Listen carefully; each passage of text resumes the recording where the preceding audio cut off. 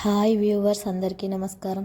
ఇది ఒక ఒంటరి విధవ స్త్రీ కథ. ఈ లోకంలో మన దగ్గర అన్నీ ఉన్నప్పుడు మన వెంట అందరూ ఉంటారు, కానీ అదే మనం కష్టాలలో ఉన్నప్పుడు మన వెంట ఒక్కరు కూడా ఉండరు. ఇది మన విధిరాత, మనం చేసిన కర్మలకు సంబంధించిన ఒక మంచి కథ. ఈ కథ వింటే చాలు, ఎంతటి కష్టమైనా సరే మీ దగ్గర నుంచి పారిపోవాల్సిందే. అంతేకాదు, ఈ కథను వింటే కటిక పేదవాడు అయినా సరే కోటీశ్వరుడుగా మారిపోతాడు. అదృష్టం తలుపు తడుతుంది.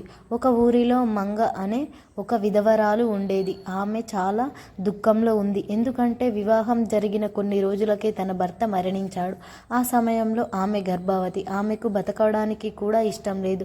తన భర్తతో పాటు మరణించాలనుకుంది, కానీ కడుపులో ఉన్న బిడ్డ కోసం బతకాలి అని గుండె ధైర్యం చేసుకొని బతుకుతుంది. భర్త లేని కారణంగా ఆమె చాలా కష్టాలను అనుభవిస్తూ ఉండేది. ఆమెను సమాజంలో ఎవరు గౌరవించేవారు కాదు. ఆమెకు రెండు పూటలా తినడానికి తిండి కూడా దొరకడం కష్టమైపోయింది. భర్త లేని కారణంగా ఆమె ఆస్తులు కూడా బంధువులు తీసేసుకుని ఆమెను ఒంటరి దానిని చేశారు. ఎవరు ఆమెకు తోడుగా ఉండి ధైర్యం చెప్పేవారు లేరు అని అనుకుంటుంది. ఇలా జీవితాన్ని రాసి ఉంది. జీవితం ఒక స్త్రీకి తోడుగా ఉండేది మాత్రం ధైర్యం ఇచ్చేది ఒక భర్త మాత్రమే. కానీ నాకు భర్తను భగవంతుడు దూరం చేశాడు. భర్త లేని స్త్రీకి ఈ లోకంలో విలువ లేదు. ఇలా నా కడుపులో ఉన్న బిడ్డ కోసం నేను బతుకుతున్నాను. ఏం జరుగుతుందో, నా జీవితంలో ఏమైనా మార్పు వస్తుందో లేదో చూస్తాను. నేను పడుతున్న ఈ కష్టాలు నా బిడ్డకు కలిగించకు దేవుడా అంటూ ఆ దేవుణ్ణి ప్రార్థిస్తూ ఎంతో కష్టంగా జీవితం గడుపుతూ ఉండగా ఒకరోజు ఆమెకు మగబిడ్డ జన్మించాడు. ఆ బిడ్డకు మాధవ్ అనే పేరు పెట్టింది.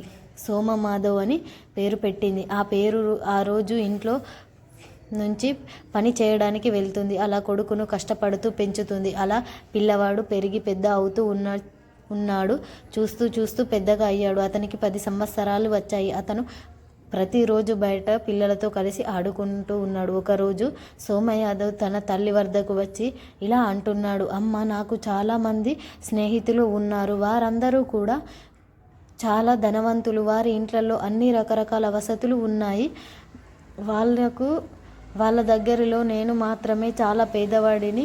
నాకు ఈ 2 పూటల అన్నం కూడా సరిగ్గా లభించడం లేదు. మనకు ఆ భగవంతుడు ఇంత దుఃఖం, ఇంత అన్యాయం చేశాడు. నేను ఇంత కష్టాలలో ఎందుకు జీవించాలి వస్తుంది అంటూ అడుగుతాడు.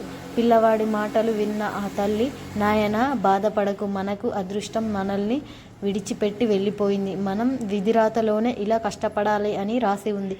అందుకే మనం ఈ కష్టాలు అన్నీ కూడా అనుభవిస్తూ ఉన్నాం. ఈ రాతను ఎవరు తప్పించలేరు నాయన. ఆ భగవంతుడు ఏది చేసినా అది మన మంచికే అని అనుకోవాలి అని అంటూ అప్పుడు ఆ బాలుడికి అమ్మ అందించింది. సుఖంగా ఉంచిన భగవంతుడు మనల్ని మాత్రమే ఎందుకు అమ్మ కష్టాలు పెడుతూ ఉన్నాడు? నేనైతే చిన్న పిల్లవాడినే కదా, నన్ను కూడా ఎందుకు ఇంత కష్టపెడుతున్నాడు? భగవంతుణ్ణి అమ్మ, ఆ భగవంతుడు ఎక్కడ ఉంటాడో చెప్పమ్మా, నేను నేరుగా ఆయన వద్దకే వెళ్ళి నాకు ఇంకా ఎందుకు పేదరికం ఇచ్చావు అని అడుగుతాను అని అంటాడు. అప్పుడు ఆ తల్లి, నాయన, ఆ భగవంతుడు అన్ని చోటలా ఉంటాడు అని చెప్పింది. కానీ ఆ పిల్లవాడు వినడం లేదు. అమ్మ, లేదమ్మా, ఇక్కడ ఆయన లేడు కదా, అబద్ధం చెప్తున్నావు. ఆయన ఎక్కడున్నాడో నిజం చెప్పమని అంటుంది. ఆ పిల్లవాడు ఎంత చెప్పినా వినకపోవడంతో అప్పుడు ఆ తల్లి, నాయన, ఆ భగవంతుడు ఆ అడవిలో ఉన్నాడు అని అంటుంది. ఇక ఆ పిల్లవాడు ఉదయాన్నే నిద్రలేచి అడవిలోనికి వెళ్ళిపోయాడు. ఆ అడవిలో భగవంతుడి కోసం వెతకడం ప్రారంభించాడు. ఉదయం నుండి సాయంత్రం వరకు భగవంతుడిని వెతుకుతూనే ఉన్నాడు. కానీ ఎక్కడా కూడా అతనికి భగవంతుడు కనిపించలేదు. చీకటి పడుతుంది. అతనికి కళ్ళల్లో నీళ్లు తిరుగుతూ ఉన్నాయి. అతను గట్టిగా ఏడుస్తూ అడవిలో పడిపోయాడు. స్పృహ తప్పి పడిపోయాడు. అదే సమయంలో మహావిష్ణువు, లక్ష్మీదేవి కలిసి భూలోకం సంచారం చేస్తూ ఉండగా అక్కడికి ఈ దృష్టి ఆ బాలుడి పైన పడింది. అప్పుడు లక్ష్మీదేవి మహావిష్ణువుతో ఇలా అంటుంది, స్వామి, అటు చూడండి, ఆ చిన్న పిల్లవాడు అడవిలో దారి తప్పి పడిపోయినట్లుగా ఉన్నాడు. అతనికి మనం సహాయం చేసి అతని వారి తల్లిదండ్రుల వద్దకు పంపిద్దాము, వెళ్దామా అని అంటుంది. ఇద్దరు మారు వేషం ధరించి ఆ పిల్లవాడి వద్దకు వెళ్ళారు.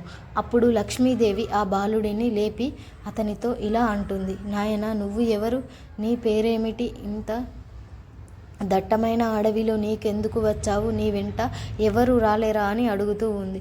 ఆ బాలుడు, నా పేరు సోమ్నాథ్, నేను భగవంతుణ్ణి కలవడానికి వచ్చాను అంటాడు. అప్పుడు లక్ష్మీదేవి, ఎందుకు భగవంతుణ్ణి కలవాలి అని అనుకుంటున్నావు అంటూ అంటుంది. అప్పుడు ఆ బాలుడు, నేను చాలా పేదవాడిని, నాకు 2 పూటల కడుపు నిండా తినడానికి ఆహారం కూడా లభించడం లేదు.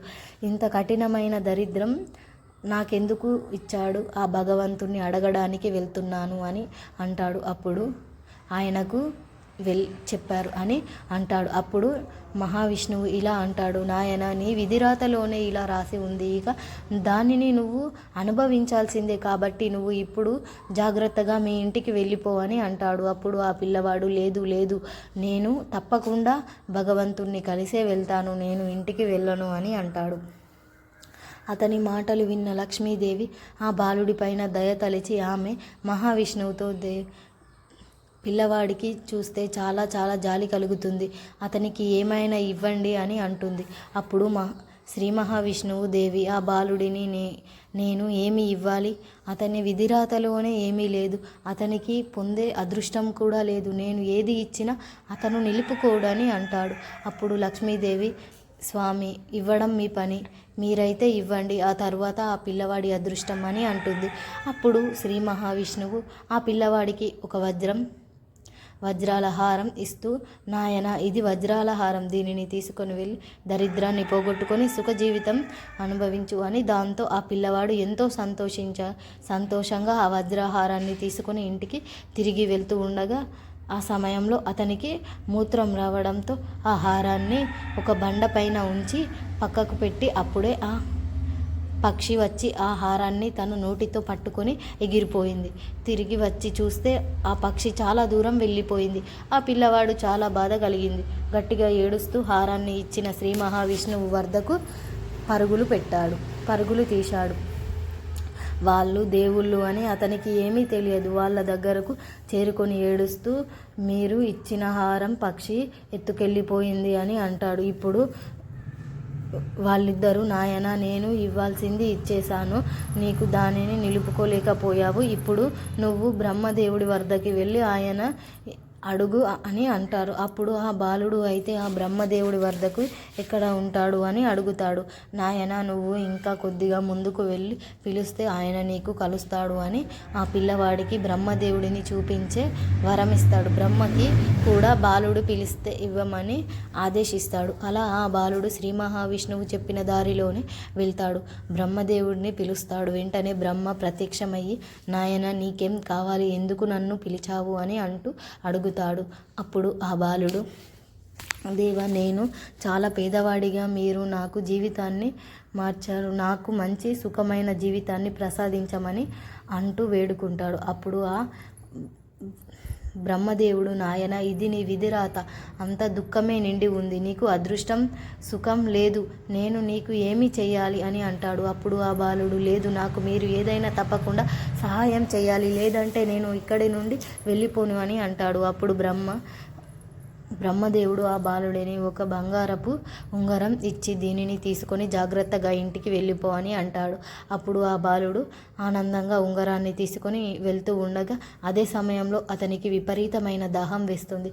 కొద్దిగా ముందుకు వెళ్ళగానే అతనికి ఒక నది కనిపిస్తుంది. నీటిలో త్రాగుదామని ఆ నదిలోనికి వంగుతాడు. అదే సమయంలో అతని చేతిలో ఉన్న బంగారపు ఉంగరం నదిలో పడిపోతూ చూస్తూ ఉండగానే ఒక చేప వచ్చి ఆ ఉంగరాన్ని మింగేసింది. అది చూసి అతనికి చాలా బాధ కలిగింది. ఏడుస్తూ ఇంటికి చేరుకొని తన తల్లితో ఇలా చెప్పాడు, అమ్మ, నేను ఆ దేవుణ్ణి అడిగాను, అతను లోనికి వెళ్ళాడు, దీంతో ఇద్దరు వచ్చి నాకు ఒక హారాన్ని ఇచ్చారు, కానీ దాన్ని ఒక పక్షి దాంతో ఎత్తుకొని ఎగిరిపోయింది. ఆ తర్వాత నేను బ్రహ్మదేవుడి వద్దకు వెళ్ళాను, ఆయన ఒక బంగారపు ఉంగరాన్ని ఇచ్చాడు, అది కూడా నదిలో పడిపోయింది, ఒక చేప మింగేసింది అమ్మ అని. నా అదృష్టం కొద్దిసేపట్లోనే మారిపోయింది అమ్మ అని, జాగ్రత్తగా వల్ల అంత దూరం అయిపోయింది అని తల్లి చెప్తూ ఉంటాడు. ఏదో ఒకటి ఊహించి అంత పిచ్చి పిచ్చిగా మాట్లాడుతున్నావు, నీవు ఆ దేవుడు కనిపించడం వరం ఇవ్వడం అంతా ఏమీ జరగదు, నువ్వు వెళ్ళి ఆడుకో అని అంటుంది. తన తల్లి తాను చెప్పింది నమ్మలేకపోవడంతో అతనికి ఆశ్చర్యం కలిగింది. అతను బ్రహ్మదేవుడు కనిపించడానికి మళ్ళీ తల్లి ఏదైనా సరే నిరూపించుకోవాలి అనుకున్నాడు. మరుసటి రోజు ఉదయం నిద్ర లేవగానే బ్రహ్మదేవుడు చోటికి వెళ్ళి ఆయనను పిలిచాడు. వెంటనే బ్రహ్మదేవుడు ప్రత్యక్షం అవుతాడు. దేవా, మీరు నాకు ఇచ్చిన బంగారపు ఉంగరం నదిలో పడిపోయింది. దానిని ఒక చేప మింగేసింది.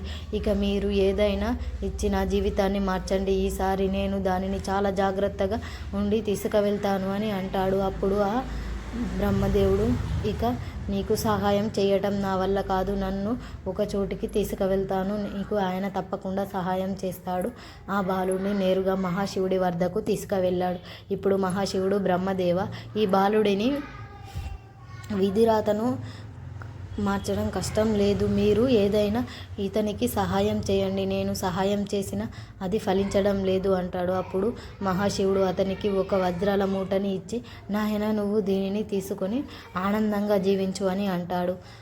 తీసుకొని ఆనందంగా బ్రహ్మ ఆ దేవుడిని సహాయంతో ఊరికి వెళ్తాడు. సోమనాథ్కు ఆ వర్షం నుండి అమ్మ చూస్తూ ఉండని చాలా ఆనందిస్తుంది. ఇంటికి తెచ్చుకున్నాడు. కానీ ఆ సమయంలో అమ్మ ఇంట్లో లేదు, పని చేయడానికి బయటకు వెళ్ళింది. అతను ఆ మూటను ఒక చెంబులో ఉంచి అమ్మను తీసుకురావడానికి బయటకు వెళ్ళాడు. అదే సమయంలో వారి ఊళ్ళో దొంగలు పడి ఆ వజ్రాల మూటను పెట్టిన ఆ చెంబును ఎత్తుకొని వెళ్ళిపోయారు.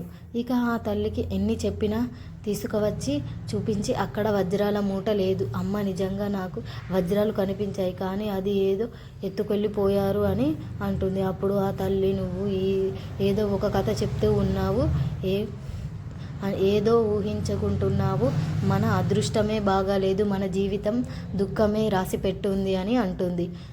దాంతో అతనికి చాలా నీరసం కలిగింది.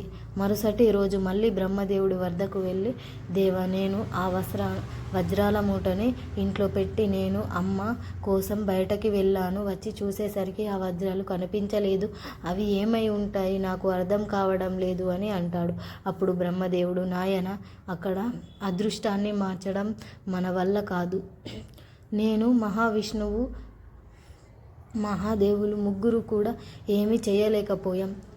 మేం సహాయం చేసినా అది నీకు లభించడం లేదు, అసలు నీకు అదృష్టం లేదు అని అంటారు. అప్పుడు ఆ బాలుడు, దేవా, మరి నేను ఏం చేయాలి, ఏం చేస్తే నా జీవితం మారుతుంది అని అంటాడు. ఏం చేస్తే నీ జీవితం మారుతుంది అని అడుగుతాడు. అప్పుడు ఆ బ్రహ్మదేవుడు, నాయన, నువ్వు రేపటి నుండి ఊరిలో ఉన్న మహాశివుని మందిరానికి వెళ్ళి, ఎందుకంటే ప్రతిరోజు మహాశివుని మందిరానికి అదృష్ట దేవత వస్తుంది. అక్కడ నీ దుఃఖం, నీ దరిద్రం తొలగిపోతుంది, అదృష్టం కలుగుతుంది అని అంటాడు. అప్పుడు ఆ బాలుడు, దేవా, నేను అక్కడికి వెళ్ళి ఏం చేయాలి అని అడుగుతాడు. నువ్వు వెళ్ళి ఆ మహాశివుణ్ణి ప్రార్థించు, ఆయన సేవలు చెయ్యి, ప్రతిరోజు ఆయనను దర్శించుకో అని అంటాడు. ఆ బ్రహ్మ ఆ పిల్లవాడుని ఒక్కసారి నిరాశతో అడిగి తన ఇంటికి చేరుకున్నాడు. ఆ మరుసటి నాడు ఉదయాన్నే బ్రహ్మదేవుడు చెప్పినట్లుగా మహాశివుని మందిరానికి వెళ్ళి ఆయనను దర్శించుకోవాలని, ఇక్కడే కూర్చోవాలని, ఇక సాయంత్రానికి ఇంటికి తిరిగి వచ్చేశాడు. ఆయన దర్శించుకొని తిరిగి సాయంత్రం ఇంటికి వచ్చేశాడు. ఇలా రోజు గడుస్తూ ఉన్నాయి. ఆ బాలుడిని చూసిన మహాశివుడికి జాలి కలిగింది. దాంతో ఆ మహాశివుడు అదృష్ట దేవత ఇలా అంటాడు, దేవి, నువ్వు తలుచుకుంటే ఎవరి కష్టాన్ని అయినా సరే మార్చగలిగే విధిరాత లేని అదృష్టాన్ని నువ్వు ప్రసాదించగలుగుతావు. ఆ పిల్లవాడు ప్రతిరోజు నా మందిరానికి వచ్చి నిరాశతో వెక్కి తిరిగి వెళ్ళిపోతూ ఉన్నాడు. నువ్వు అతనికి కొంచెం అదృష్టాన్ని ప్రసాదించి అతని జీవితాన్ని మార్చు అని అంటాడు. అప్పుడు అదృష్ట దేవత, బ్రహ్మదేవుడు అతని విధిరాతను అదృష్టం, సుఖం రాయనే లేదు, అతని తలరాతలో లేదు, దుఃఖమే నిండి ఉంది, అతనికి నేనేమి ఇవ్వగలను అని అంటుంది. మహాశివుడు ఆ దేవి, నువ్వు అదృష్ట దేవతవు. దరిద్రులను కూడా ధనవంతులను మార్చగలే విధిరాతలో లేని అదృష్టాన్ని నువ్వు ప్రసాదించగల దేవివి. నా మందిరానికి వచ్చి బాధతో తిరిగి వెళ్ళే నాకు చాలా బాధగా ఉంది. ఆ పిల్లవాడిని అదృష్టంగా మార్చుకోవడానికి ఎంతో తృప్తిస్తాడు అని, తన తల్లిలా సుఖంగా ఉంటాడు అని అంటాడు. నువ్వు తన పైన దయ చూపించు అని అంటాడు. ఆ మహాదేవి ఆదేశంతో ఆ అదృష్టదేవి మరుసటి నాడు మంచి మందిరానికి వెళ్ళింది. ఏడ బాలుడిని చూసినా అక్కడ పక్కన ఒక బంగారపు ఉంగరాన్ని ఉంచింది. ఆ బంగార నాణాన్ని చూసి అతను చాలా ఆనందంగా దాన్ని తీసుకువెళ్ళి జాగ్రత్తగా తన తల్లికి ఇస్తూ ఇదంతా కూడా చెప్పాడు. ఆ దేవుడు మనపైన దయ తలిచాడు అనుకుంటూ ఆ తల్లి బంగారం నాణంతో ఒక చిన్న వ్యాపారం చేసుకుంది. మరుసటి రోజు ఆ నాణాన్ని ఘనంగా మార్చుకొని ఒక వ్యాపారం మొదలు పెట్టింది. ఒకసారి ఆ చేపను కోస్తున్నప్పుడు ఆ చేప నోటిలో నుంచి ఒక బంగారపు ఉంగరం బదులు పడింది. అది చూసిన ఆ బాలుడు, అమ్మ, నేను చెప్పాను కదా, ఆ బంగారపు ఉంగరం బ్రహ్మదేవుడు ఇచ్చింది. ఈరోజు ఈ చేప మింగేసింది. ఈరోజు ఇదే మన వద్దకు తిరిగి వచ్చింది అని అంటాడు. ఇక ఆ బాలుడిని పూర్తిగా నమ్మింది. ఆ తల్లి చాలా సంతోషించి ఒకరోజు ఆ తల్లి తన కుమారుడితో, నాయన, మనం ఈరోజు బ్రాహ్మణులకు భోజనం పెడదాం. వంట చేయడానికి పక్కన ఉన్న అడవిలోనికి వెళ్ళి ఎండిపోయిన కట్టెలు తీసుకురా అని అంటుంది. ఆ బాలుడు కట్టెల కోసం అడవిలోనికి వెళ్తాడు. ఒక ఎండిపోయిన చెట్టు పైకి ఎక్కడం కోసం ఎక్కుతాడు. అక్కడ అతనికి ఎండిపోయిన ఒక పక్షి గూడిలో ఒక వజ్రాల హారం కనబడుతుంది. ఆ హారాన్ని మొదటిగా మహావిష్ణువు ఇచ్చినది. పక్షి ఎత్తుకొని వెళ్ళి అక్కడ పెట్టింది. దాన్ని చూసి అతనికి చాలా ఆనందం కలిగింది. దానిని తీసుకొని ఇంటికి బయలుదేరగా అతనికి దారిలో దాహం వేసింది. అటు ఇటు చూడగా అతనికి ఒక చెంబు కనిపించింది. దాంతో నీళ్లు ముంచుదాం అనుకునేదానికి ఆ చెంబులోని అందులో వజ్రాల మూట కనిపించింది. అతనికి మరింత ఆనందం పెరిగింది. పోయిన వజ్రాలు కూడా దొరికాయి. ఆ వజ్రాలు, హారాలు అవన్నీ రెండు పట్టుకొని ఇంటికి చేరుకున్నాడు. అతనికి తల్లికి ఇచ్చి, అమ్మ, నువ్వు నమ్మలేదు కదా, ఇదిగో నేను నీకు ముందుగా చెప్పిన వజ్రాలు, హారం మళ్ళీ నాకు దొరికాయి అని అంటాడు. అప్పుడు తన కుమారుణ్ణి గుండెలకు హత్తుకొని, నాయనా, నువ్వు చాలా అదృష్టవంతుడివి. నీకు దేవతలు దర్శనం కలిగింది. వారిని దరిద్రాన్ని పోగొట్టి మనకు ఇంత అదృష్టాన్ని ప్రసాదించారు అని అంటుంది. ఇక అప్పటి నుండి వాళ్ళ జీవితం మంచిగా మారిపోయింది. చాలా సంతోషంగా తమ జీవితాన్ని జీవించారు. అదృష్ట దేవత అదృష్టం మనపైన ఉంటే ఎన్నో కష్టాల నుండి ఉన్న దరిద్రం అంతా కూడా పోతుంది, మనకు అదృష్టంగా మారుతుంది. ఆమె అనుగ్రహం మనకు లేకపోతే ఎవరు దేవుళ్ళు ఎంత ధనం మనకు ప్రసాదించిన, ఎన్ని సహాయాలు చేసిన అది మనకు లభించదు. అలాగే ఆ మహాశివుని కృపా కటాక్షాలు మనపైన ఉంటే ఏ కష్టం కూడా మనల్ని ఏమీ చేయలేవు. ఈ వీడియో మీకు నచ్చినట్లయితే లైక్ చేసి షేర్ చేయండి. అలాగే మా ఛానల్ని కూడా సబ్స్క్రైబ్ చేసుకొని మాకు సపోర్ట్ చేయండి. ధన్యవాదములు.